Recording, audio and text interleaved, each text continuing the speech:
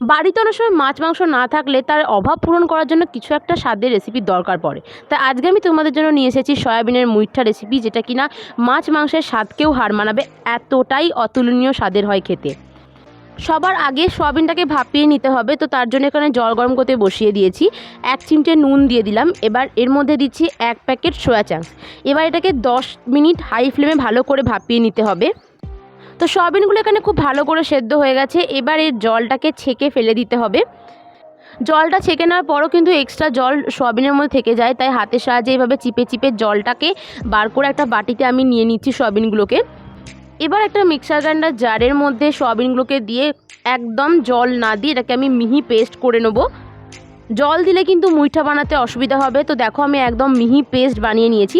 এবার সমস্ত পেস্টটা একটা থালার মধ্যে ট্রান্সফার করে নিচ্ছি। এর মধ্যে দিচ্ছি স্বাদ অনুযায়ী নুন, অল্প একটু হলুদ গুঁড়ো, মোটামুটি 1/4 টিস্পুনের থেকে একটু কম, অল্প একটু দিচ্ছি লঙ্কার গুঁড়ো, আর দিচ্ছি সামান্য চিনি। এবার দিচ্ছি এর মধ্যে 2 টেবিল চামচ বেসন, যাতে বাইন্ডিংটা হয়। দিয়ে হাতের সাহায্যে সমস্ত কিছুকে ভালো করেভাবে মেখে নিতে হবে। মিশ্রণ এখানে রেডি হয়ে গেছে। এবার অল্প অল্প করে পরিমাণে নিয়ে এইভাবে হাতের সাহায্যে আমরা মুইঠার আকারে গড়ে নেব।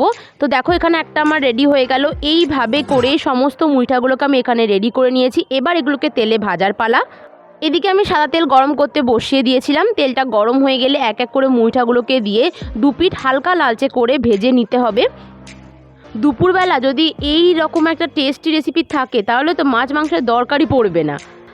তো দেখো এখানে আমার ভাজা হয়ে গেছে। এইভাবে করে সমস্তগুলোকে আমি ভেজে নেব। মুইঠাগুলো যতক্ষণ ভাজা হচ্ছে আমি এদিকে গ্রেভির জন্য পেস্ট রেডি করব। তো এখানে নিয়েছি একটা কুচানো টমেটো, 1 ইঞ্চি আদা আর একটা কাঁচা লঙ্কা, সব কিছুকে মিলিয়ে একটা পেস্ট বানিয়ে নিয়েছি। অন্যদিকে আমার সমস্ত মুইঠাগুলোও ভাজা হয়ে গেছে।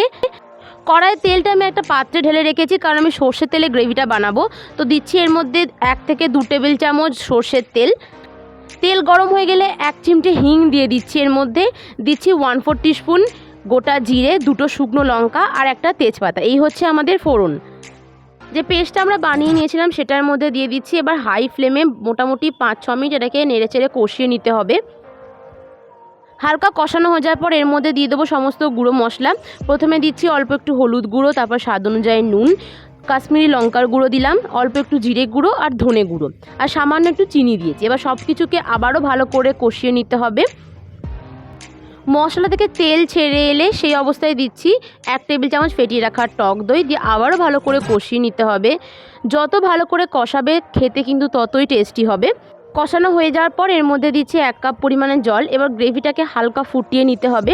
হালকা ফুটে উঠলে এর মধ্যে মুইঠাগুলোকে দিয়ে মোটামুটি ঢাকনা দিয়ে আমি লো টু মিডিয়াম ফ্লেমে 5 থেকে 6 মিনিটের জন্য হতে দেবো। তো সয়াবিনের মুইঠা অলমোস্ট রেডি হয়ে গেছে। অল্প একটু গরম মশলা গুঁড়ো আর ধনেপাতা কুচি ছড়িয়ে আমি এটাকে গরম ভাতের সাথে সার্ভ করেছিলাম। লোভ লাগছে তো দেখে। খেতে কিন্তু ভীষণই টেস্টি হয়েছিল। রেসিপিটা একবার বাড়িতে ট্রাই করে দেখো। ভালো লাগলে আমাকে কমেন্ট করে জানিও। চ্যানেলটা সাবস্ক্রাইব করে রেখো আরও নতুন রেসিপির আপডেটস পাওয়ার জন্যে। দেখা হচ্ছে নতুন কোনো ভিডিওর সাথে। Thank you for watching.